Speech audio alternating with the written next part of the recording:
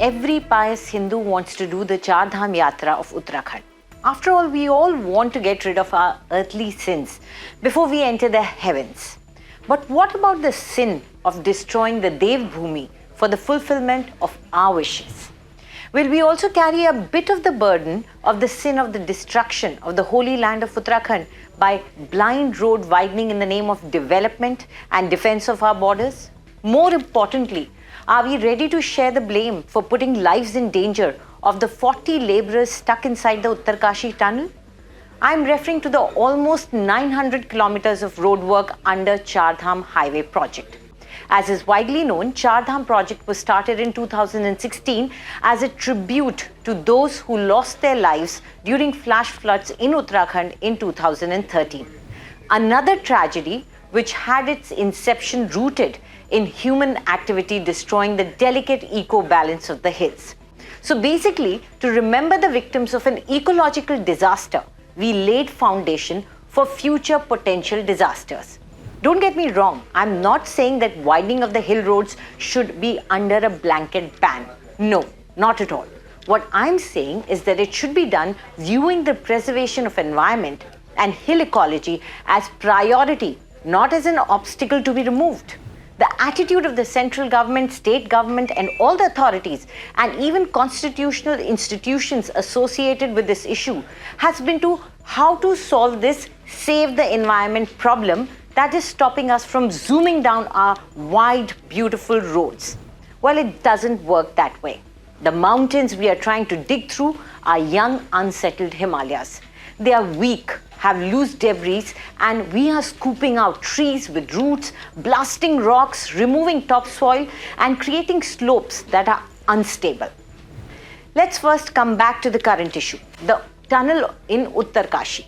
The 4,500 meter long tunnel is being built by National Highways and Infrastructure Development Corporation Limited, NHIDCL, in partnership with Navyug Engineering Company Limited at a cost of almost 8,054 crore rupees. It is part of the Char Dham all-weather road project that aims to reduce the journey between Uttarkashi and Yamunotri town by 26 kilometers.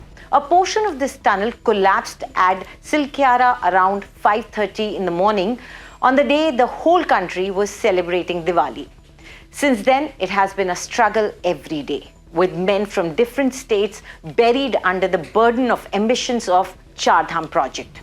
But how can such a big planned project with crores invested in it go wrong? After all, India's environmental laws take care of the fact that such huge and ambitious projects pass through a solid environmental scrutiny. Well, the answer is that this project did not. India's environmental law, the Environment Impact Assessment Notification 2006, requires that the expansion of all highway projects of a length of 100 kilometers and above and construction of projects over 20,000 square meters be undertaken after an Environment Impact Assessment or EIA. This involves the study of the flora and the fauna and the likely impact of the project, followed by public consultation, and finally a decision by the government as to whether the project should be allowed or not. Though the project involves the expansion of 900 kilometers of road, it did not undergo an EIA process, since the project was conveniently split into 53 segments of less than 100 kilometers to avoid undertaking an EIA. So the idea was, let's put in 12,000 crores into a 900 kilometer project impacting millions of lives and our most unstable mountains, but without any study. After all, nothing should stop the development, not even the risk to life and the very future of the hills. Environmentalist Ravi Chopra, who resigned as chairman of the Supreme Court appointed High Power Committee or the HPC overseeing the Char Dham project, calls it an ill-conceived project. We spoke to him.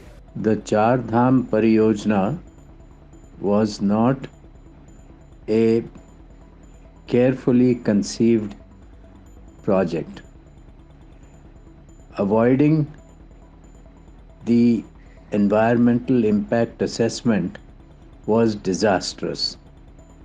The high-powered committee, in its field studies, noted that the kind of geological investigations required were not done.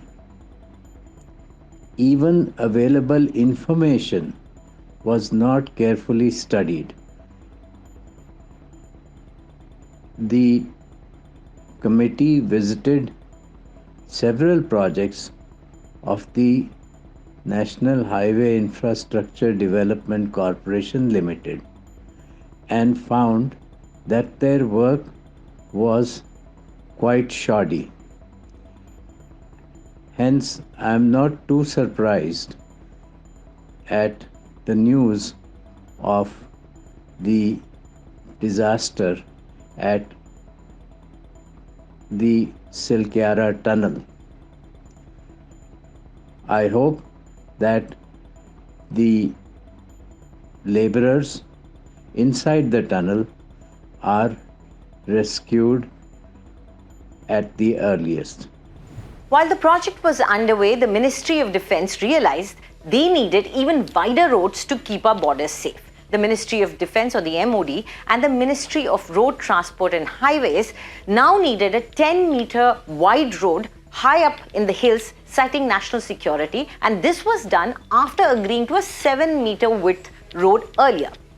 The Supreme Court also ruled in favor of these wide 10 meters roads. It's not like any of these incidents make any difference to what we are doing to our hills in long term. Take for example the sinking of Joshimath, the town that is built on slopes that have deposits from an old landslide. While the deposits may have stabilized over time, rampant construction, especially of projects like roads and dams that use explosives, drilling and extensive digging, have weakened the slopes. The construction of buildings in the town too has added to the problem, but we have all conveniently forgotten about it and moved on. A report of 1976, which is the oldest report exploring the land subsidence on Joshimath, warned against excavating the slopes and removing boulders by digging or even using explosives. But that didn't stop the construction of NTPC's 520 megawatt Tapovan Vishnugad hydro power project. In fact, after the sinking episode we saw early this year, the reports of 8 institutions were submitted to the government. But they were made public only after the Uttarakhand High Court questioned the state for hiding them. So not only do we ignore warnings, we actively try to hide evidence of our callousness. It's perhaps time to once again look at the need to curb, to course correct and comply, ensure compliance with the law of the land. So first of all, when it comes to curbing this tendency to really curb this recklessness as far as construction is concerned, this unabated, push with concretization. The second to go along with that is to seriously reflect on the kind of development trajectory that Uttarakhand should pursue, considering its sustainability and climate crisis challenges. And when it comes to compliance, which is really a very, very weak link, because everything looks great and thorough on paper and on DPRs, but flagrant violations and abysmally pathetic ways in which projects are getting constructed once again across the length and breadth of Uttarakhand. I think it's very, very important that the central government in Delhi, the state government here in Dehradun, and their various agencies, really huddle together and really reflect, because one after the other, we are seeing so many tragic incidents. Why go far? Even Himachal Pradesh in this monsoon of 2023, Uttarakhand, and then Sikkim. So all these should be wake-up calls. Sadly, what we've seen so far is no course correction, no tendency to curb, and of course, compliance has always been weak. One thing is for sure, there is no end to human need, or rather greed. Today we want to take a comfy journey up to our dhams and want to take tanks up to our borders very conveniently. Tomorrow we will want more.